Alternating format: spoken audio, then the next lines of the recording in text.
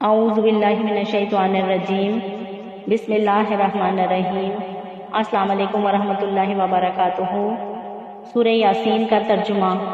شروع کرتی ہوں اللہ کا نام لے کر جو بڑا مہربان نہایت رحم والا ہے۔ یاسین، قسم ہے قرآن کی جو حکمت سے بھرا ہوا ہے۔ اے محمد صلی اللہ علیہ وآلہ وسلم، بے شک تم پیغمبروں میں سے ہو، سیدھے رستے پر ہو۔ یہ قرآن غالب و مہربان کا نازل کیا ہوا ہے تاکہ تم ان لوگوں کو جن کے باپ دادا کو خبر نہیں کیا گیا تھا خبردار کر دو۔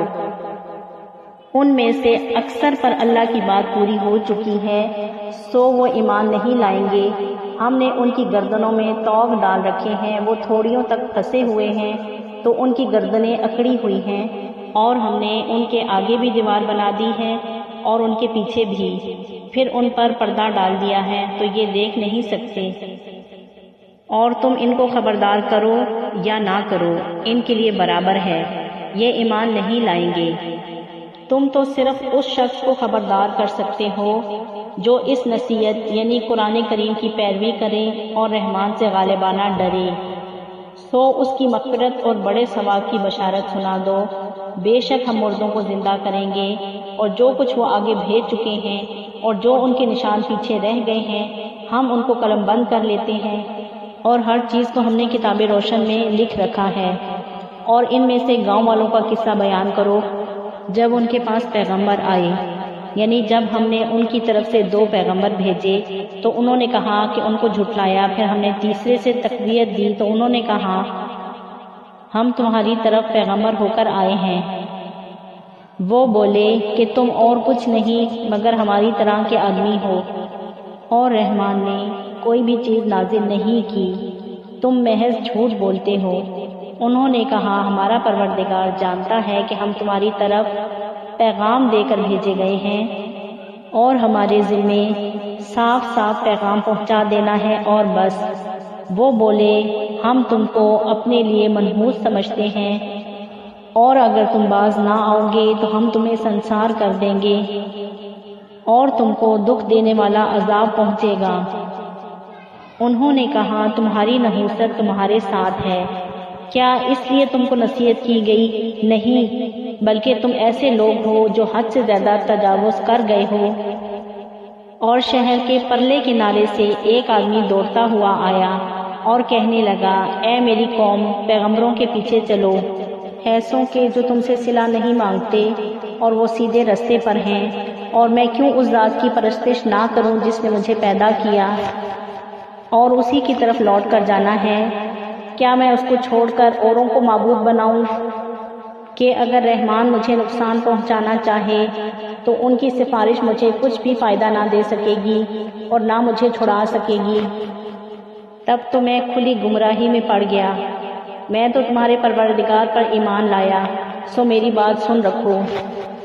بولا کاش میری قوم کو یہ پتہ چل جائے کہ میرے رب نے مجھے بخش دیا اور مجھے عزت والوں میں شامل فرمایا،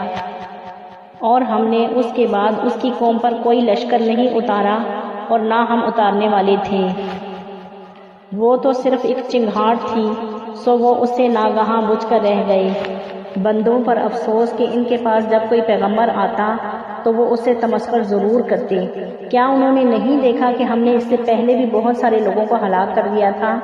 اب وہ ان کی طرف لوٹ کر نہیں آئیں گے، اور سب کے سب ہمارے روبرو حاضر کیے جائیں گے۔ اور ایک نشانی ان کے لیے زمین مردہ ہے کہ ہم نے اس کو زندہ کیا، اس میں سے اناج اگایا، پھر یہ کہ اس میں سے کھاتے ہیں،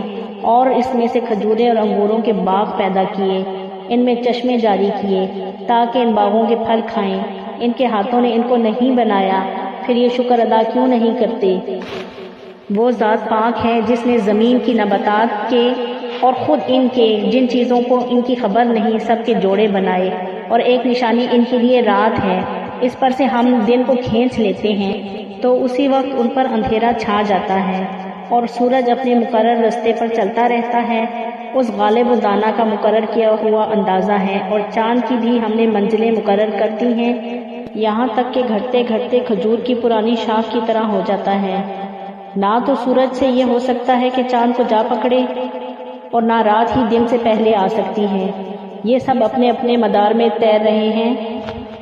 اور ایک نشانی ان کے لیے یہ ہے کہ ہم نے ان کی اولاد کو بھری ہوئی کشتی میں سوار کیا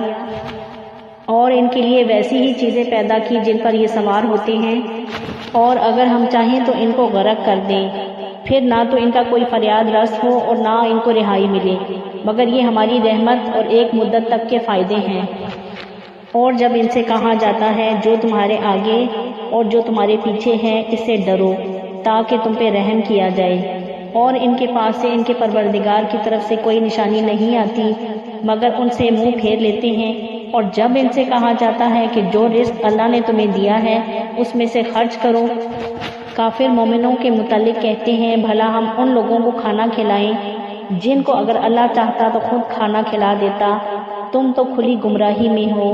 اور کہتے ہیں اگر تم سچے ہو تو بتاؤ یہ وعدہ کب پورا ہوگا۔ یہ تو ایک چنگھاڑ ہی کے منتظر ہیں جو ان کو اس حال میں باہم جھگڑ رہے ہوں گے آ پکڑے گی، پھر نہ تو یہ وصیت کر سکیں گے اور نہ اپنے گھروں میں واپس جا سکیں گے، اور جس وقت سور پھونکا جائے گا یہ قبروں سے نکل کر اپنے پروردگار کی طرف دوڑ پڑیں گے، کہیں گے ہائے بربادی، ہماری خانقاہوں سے کس نے جگایا، یہ وہی تو ہے جس کا رحمان نے وعدہ کیا تھا اور پیغمبروں نے سچ کہا تھا۔ وہ تو صرف ایک زور کی آواز ہوگی اور سب کے سب اس کے روبرو حاضر ہوں گے، پھر اس روز کسی شخص پر کچھ ظلم نہیں کیا جائے گا اور تم کو بدلہ بھی ویسا ملے گا جیسا تم کام کرتے تھے۔ اہل جنت اس روز عیش و نشاط کے مشغلے میں خوش ہوں گے، وہ بھی اور ان کی بیویاں بھی، سایوں میں تختوں پر تکیے لگائے بیٹھے ہوں گے، وہاں ان کے لیے میوے ہوں گے اور جو وہ منگوائیں گے ان کو ملے گا، اور ان کو پروردگار مہربان کی طرف سے سلام کہا جائے گا، اور وہ فرمائے گا گناہ گار تم آج الگ ہو جاؤ۔ اے آدم کی اولاد، کیا میں نے تم سے کہا نہیں تھا شیطان کو نہ پوجنا، وہ تمہارا کھلا دشمن ہے، اور یہ کہ میری ہی عبادت کرنا یہی سیدھا رستہ ہے، اور اس نے تم میں سے بہت سی خلقت کو گمراہ کر دیا تھا، تو کیا تم سمجھتے نہیں تھے؟ یہی وہ جہنم ہے جس کی تمہیں دھمکی دی جاتی تھی، جو تم کفر کر رہے ہو اس کے بدلے اس میں داخل ہو جاؤ۔ آج ہم ان کے منہوں پر مہر لگا دیں گے، اور جو کچھ یہ کر رہے تھے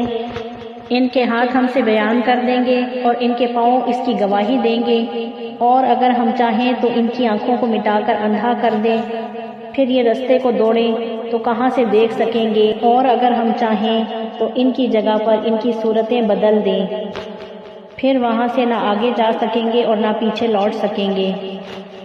اور جس کو ہم بڑی عمر دیتے ہیں اسے تخلیق میں اوندھا دیتے ہیں، یعنی اسے بچپن کی کمزوری والی حالت کی طرف لوٹا دیتے ہیں، تو کیا یہ سمجھتے نہیں؟ اور ہم نے ان کو یعنی اپنے پیغمبر صلی اللہ علیہ وآلہ وسلم کو شعر گوئی نہیں سکھائی، اور نہ وہ ان کو شایع ہی ہے، یہ تو محض نصیحت ہے اور صاف صاف قرآن ہے، تاکہ اس شخص کو جو زندہ ہو خبردار کرے اور کافروں پر بات پوری ہو جائے۔ کیا انہوں نے نہیں دیکھا جو چیزیں ہم نے اپنے ہاتھوں سے بنائی، ان میں سے ہم نے ان کے لیے مویشی پیدا کر دیے اور یہ ان کے مالک ہیں، اور ان کو ان کے قابو میں کر دیا، تو کوئی تو ان میں سے ان کی سواری ہے اور کسی کو یہ کھاتے ہیں، اور ان میں سے ان کے لیے فائدے اور پینے کی چیزیں ہیں، تو کیا یہ شکر ادا نہیں کرتے؟ انہوں نے اللہ کے سوا اور معبود بنا لیے کہ شاید ان سے ان کی مدد پہنچے، مگر وہ ان کی مدد کی ہرگز طاقت نہیں رکھتے، اور وہ ان کی فوج بن کر حاضر کیے جائیں گے، تو ان کی باتیں تمہیں غمناک نہ کر دیں۔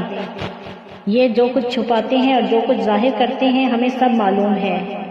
کیا انسان نے نہیں دیکھا کہ ہم نے اس کو نطفے سے پیدا کیا، پھر وہ تڑاک پڑاک جھگڑنے لگا اور ہمارے بارے میں مثالیں بیان کرنے لگا اور اپنی پیدائش کو بھول گیا، کہنے لگا جب ہڈیاں بوسیدہ ہو جائیں گی تو ان کو کون زندہ کرے گا؟ کہہ دو کہ ان کو وہ زندہ کرے گا جس نے ان کو پہلی بار پیدا کیا تھا، اور وہ ہر طرح کی تخلیق کو جانتا ہے، وہی جس نے تمہارے لیے سبز درخت سے آگ پیدا کی، پھر تم اس کی ٹہنیوں کو رگڑ رگڑ کر ان سے آگ نکالتے ہو۔ بھلا جس نے آسمان اور زمین کو پیدا کیا، کیا وہ اس بات پر قادر نہیں کہ ان کو